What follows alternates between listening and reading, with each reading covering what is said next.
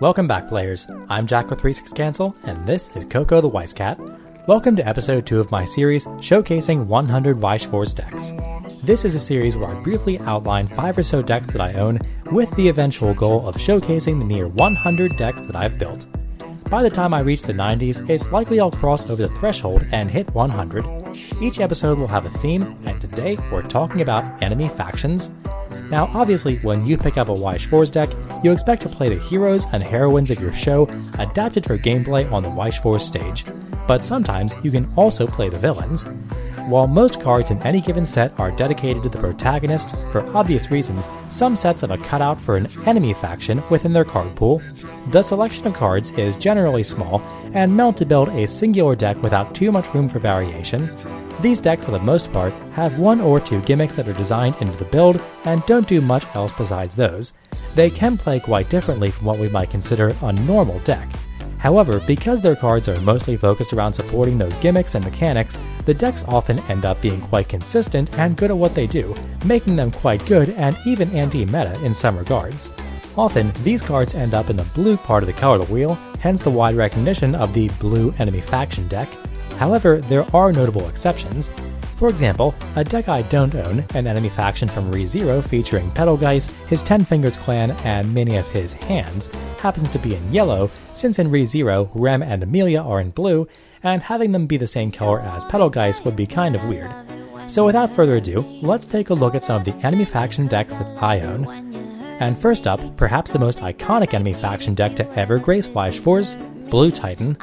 Attack on Titan is a huge title in Weiss Schwarz and has a titanic reputation. However, you can choose not to play the core characters and protagonists like Eren, Mikasa, Armin, and Levi, and instead play with the Titans. Blue Titans level 0 and 1 both have cards that let you run any amount in your deck, overriding the limit of 4 cards of the same name in your deck, all called Predation Titan, which get more power for each other Predation Titan you have, and can create a huge wall at level 0 and level 1 for no cost. The deck also has a Brainstormer that lets you salvage 2 Predation Titans for each climax you hit. At level 1, the deck also has a powerful event that lets you search out 2 different Titan characters. However, the most famous thing about this deck is its early play combo, which is modeled after the Colossal Titan. Basically, you have a level 2 hand and a level 2 butt. If you play them both on the right and left of the stage, you can play the 3/2 head of the Colossal Titan at level 2.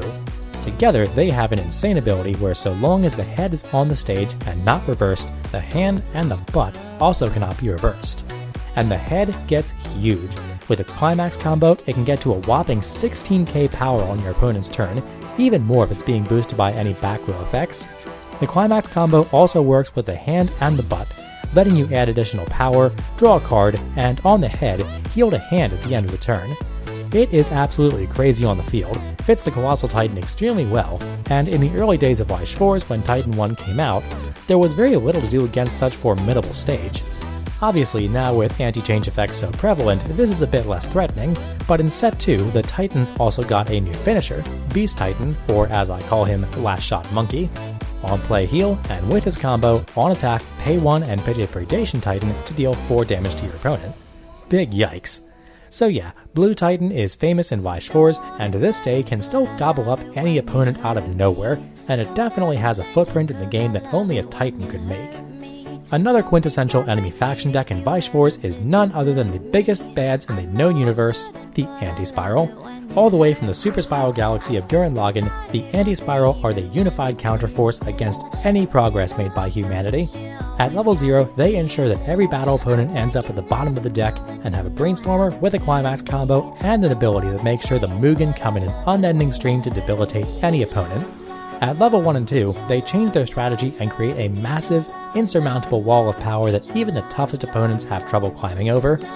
This is especially difficult thanks to their 2-1 assister, which is literally the foot stomping down on anyone trying to evolve. It says that all players at the beginning of each climax phase put all characters with levels higher than theirs on the bottom of their decks, so no early plays or changes for you. And this makes the wall of power even more insurmountable.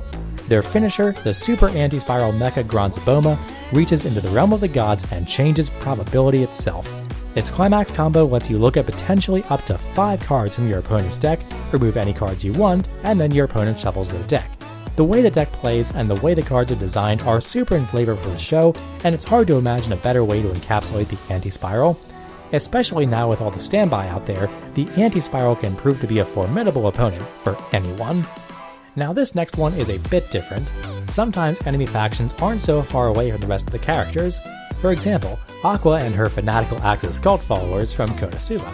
Instead of having a complete and separate deck build kind of worked into the set, the Axis cult is clearly meant to be combined with Aqua and Eris to make the full Axis Church congregation along with its patron gods. The Axis cult members only exist at level 0, and besides getting more overwhelming the more of them there are, they also play in the level 3 Aqua combo. Basically, the Aqua combo, when combined with the Axis cult event, lets you mill the top several cards of your opponent's deck, and potentially quack a character facing her if you mill out a climax. The rest of the Axis cult deck is generally composed of the best cards Aqua and Eris have to offer, like the level 1 Aqua combo that lets you add up to 3 cards, and the Eris that early plays and restands.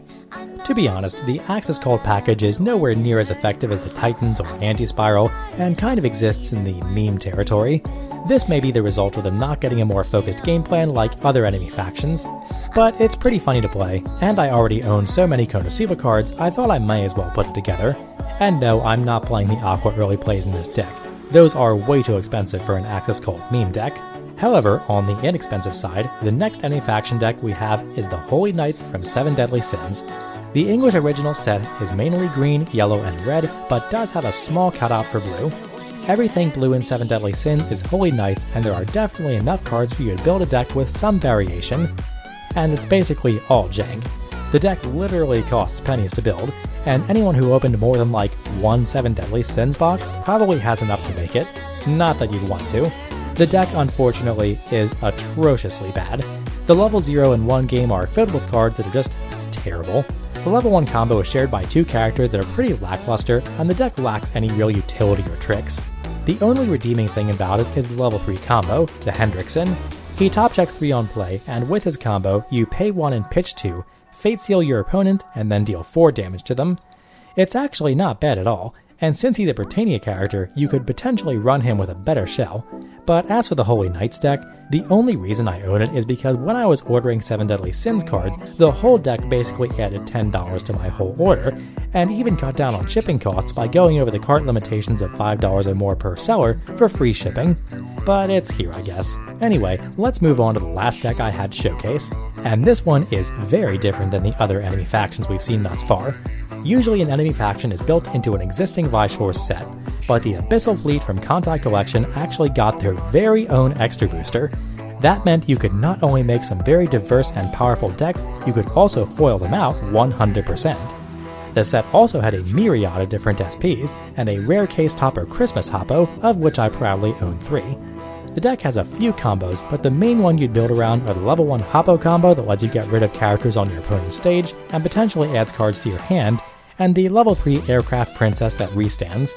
Unlike most enemy faction decks, however, the rest of the set has a wide variety of tools, tech, and conveniences like good early plays, secondary finishers, and hand advantage. The level 0 game is also extremely good, with overstated and level boosted beaters, general stage hate, solid brainstormers, and even a pay 1, clock 1, search 1 on a stick that also adds power. It plays a lot less like an enemy faction deck with a focused gimmick and support for that gimmick, but more like a conventional deck with its own combos, toolbox, and playstyle. It's actually a really solid deck, all things considered. And let's face it, even though these are supposed to be monsters, they range from super adorable to holy goddamn mama. But I guess that's Kantai in general, though. I am sad I was never able to get the Hoppo sleeves and playmat to go with it.